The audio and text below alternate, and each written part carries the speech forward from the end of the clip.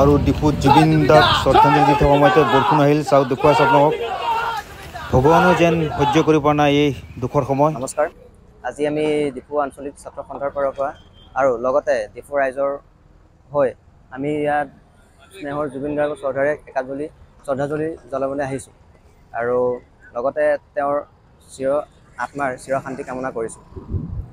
আমি তেওঁৰ ইমান সোনকালে যাব বুলি ভবা নাছিলোঁ আৰু সেয়েহে আমি আজি অতিকৈ মৰ্মাহত হৈছোঁ আৰু আমাৰ অসমৰ সম্পদ বুলি যাক আমি স্বাভিমান কৰি আছিলোঁ সেইজন আমাৰ মাজত আজি নাই, সেয়ে আমি অতিকৈ দুখিত। আৰু জুবিন দা হ'ল আমাৰ স্বাভিমান সম্পদ, অসমৰ সম্পদ, যাক লৈ আমি স্বাভিমান কৰিব পাৰোঁ, কিন্তু তেওঁ আজি নোহোৱা হোৱাত আমি অতিকৈ মৰ্মাহত হৈছোঁ।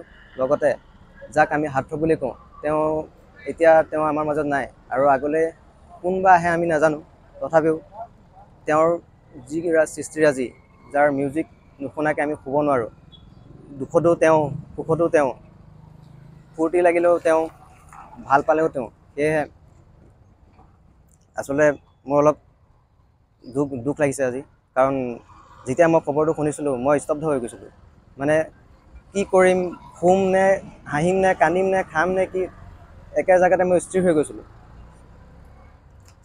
মই অলপ ভাবুক হৈ গৈছোঁ, সেয়ে আৰু একো ক'ব নোৱাৰোঁ। আৰু জুবিনৰ বিষয়ে চবে গম পায়ে আৰু তেওঁৰ সৃষ্টিৰাজিৰ মানে ইমানেই আৰু।